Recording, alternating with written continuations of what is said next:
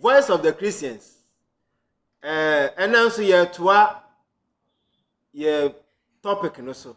Say ye share prayer. Odofo wutie me. So what do we need to form? Now we share ene ye agidifo binum da na di wo mpaibo mu. So what do we need to form? Now we share ne ye a nsore ne kire e wo mpaibo mu a.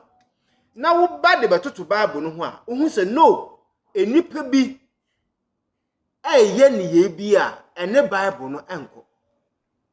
Na de ba kwa wo mpaibo ho ne se ye ne ye gidifo mpaibo mu na Kristofo mpaibo mu no. Ye gidi se ye ne Nyankopon edi nkita ho. Na se ne Nyankopon odi nkita ho a, Nyankopon na nkasa ye ne edi nkita ho no, oye honhom. Ana hefa na Nyankopon no ote. Nyankopon ote yakomam. Atuna bi a se wo hwe nyame ote yakomam a, ana bibi ti se bone even do nya bone ho asrameka. Se wo dwina adwembone mpo a Awurade hu na ohunu se eye bone mawo se wo dwina adwembone. How much more say asem apue fi wa no. Enti mi bisa se ye mpa ibom no dede ne hia na. Enti sometimes ubako yen hwa Matthew chapter 6 verse 5 and 6 na ne ye kan no. Verse 1 mu ne ye kan verse 5. Na wo hwa o se na wo de bo mpa ya hyane wo piem. Na to wo punum. Na bo waja owo kokomu no mpa ye. Na waja ohunu kokomu no obetua woka. Amen. Enti sa wo hwa atwere ne ka se mo manye nkasa pi kwa sa bosonsonfo. Na emom verse 5 no se na se mo de bo mpa ya mo nya se nya atwonfo. Na opese wogina hia adam mu ni montene ntwe aso ebo mpa ye emani pe hu. Wo pese wogina montene ntwe aso ene hia adam mu ebo mpa ye emani pe hu. Na se empaibo no aye secret communication between Christ and the believer and Christ. Enti se whereby ya wokobo mpa ye na obukwa gina open space bi. Even though enya bone se wogina park so bo mpa ye. Na emom se wo mpaibo no ubekriti ubaye dede de na ekire se Nyankopon no wo kasa bokwa onti ana. Esese wo ye dede ansa na wo mpaibo du Nyankopon so mana. Adenti ne ye dede. Enti Bible ne kire se eye nya atwom fo na eye dede menipe hu so mo bo mpaye. Enti sa wo bo mpaye dede hu hia. Enti bre bia wo gina park so ana asori fie na wo bo mpaye na wo mpaye ni ye dede ma wo bia owo echichi ete wo mpaye bo no Onyankopon asam a kire se wo sa nipa no eye nya atwom wo ye menipa hu se wo ye good at prayer. Ana wo ye de a kire dan se Nyankopon na so asi Bible so Nyankopon so nsi se nti ye mpaye. Ana ne nsanye tia se nso no ye so gye. Ana ne nimfrai se onhunu ye.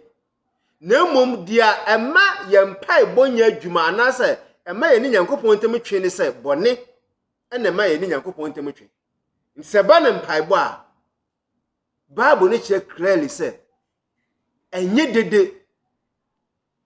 Ana tu ye mpaye no se ye wasori fie ni ye bo mpaye na obi okita gitai bo planana die na kire. So obi wo so akasai wo mpaibo mu a emfa so be na wo so saa niema wei eye hypocrisy eye nyaatwom eni Kristo nkyere enko eye satanic practice ene wa sorry fie. Nti nipa no na akoma mu nte ba opese o demonstrate bibi me nipa hu say yes or your spiritual person eye hypocrisy. Ma me so question ba ko abra me ba beto aso se ye kwa asori fie ni ye ka se ye bom paye adanyame ase a wo beti nkofo a etiemu ebo awurade nsamrane ekeka nsama kase ekanfo awurade ewo mo mpa bom ekire nyame ne pa waye ene de wo achichichira obete basa nipa only dim pa aboro nya korezi prayer topics e mo ma yensre bonifacha afei nipa okoya abortion nipa okofo obiyere nipa waye boni bi no pese osre nyankopon ho bonifacha no aden ne no mo nka ne dede mayente na nka obabio wa no awurade me pa wo makofo obiyere me bom paye se asimesi me kofa ne yiri awurade me sro me hu se manye ne yie fa me bo ne cheme aden ne no mo nkasa on top of your voice nyi se ya ukoyi tugui na wo hunu se waka moja egu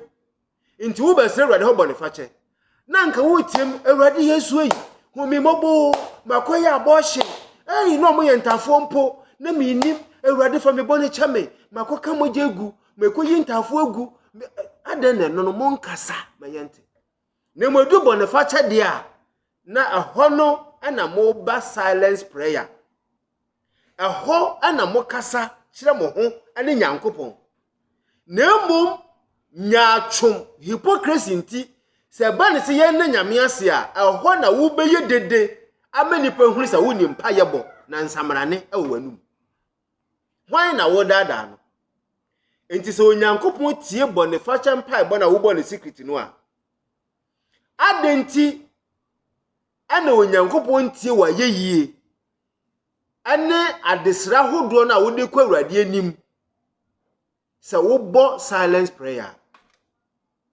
ebio hwan na ka kire wo se eye dede ana mampa boye adwuma eye nsembo ana mampa boye adwuma eye hoya ana mampa boye adwuma ntodofo wo tie me sa hypocrisy wei esese tutwa asofo amutie me aya monfa nipa emfa nkyerɛkyerɛ no kura nkyerɛkyerɛ so aya monya de tire awurade anim na bible says wo bom paye se de awurade pa obeye obi sade ama enye se wo bom paye age fans enye se wo bom paye aye ne ye bi a anye enne be ma onyankopon ehunu wo mpaebo enti se wo kotwero no mu a Yesu Kristo bompaye me beba Yesu Kristo mpaye ba hodo so se wo ko Old Testament a agidifo bompaye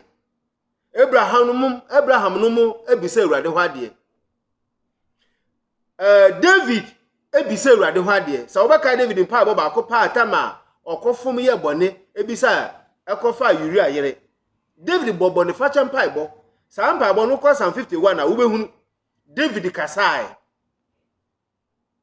nanso Bible said David obobo sa mpaye no oto ne hupunu adesuanti ane ye twiro sa ansam no ade ma yensa yensua na mom eneyei mpaye bobo neyei a David dan ne die no Bible said David ne husiei na oto ne hupunu ana ode nso sra ne ho a wani di na o hyedam a obo mpaye ne mu adesuanti ane ye twiro de ma yensa ye behunu na yenso yehunu amu adesua ntodofo wutie me wo fia no nchen a ye benya hana no mebo mu nyina so beka mo ho asema akoma ama sa ankofo so abo awurade mpaye Bible sa hana na obesebese na no banene wonte nti so fanieli ehunu sa nan adenti ana wakono mensa o se me no mensa ne mo mehwie makoma egu awurade anim because obesebese na no bana yentenene enti se anne mumpaibo eye dede we awurade ni mu a Bible e kire se eye nyaatwum awurade nka wo ho na sua we amen.